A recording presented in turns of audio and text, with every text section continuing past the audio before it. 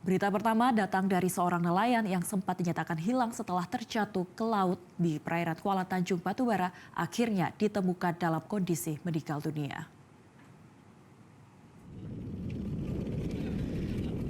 Jasad nelayan bernama Samsul, warga desa Medang, kecamatan Medang Deras, Batubara, ditemukan di sekitar perairan Pulau Salah Namo.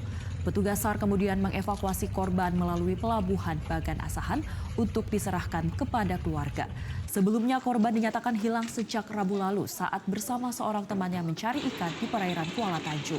Namun dalam perjalanan pulang, korban terjatuh saat berada di atas dek kapal bersamaan dengan terjadinya gelombang tinggi. Bang, kalau ada jumbo bang, kabar-kabar ya bang ya.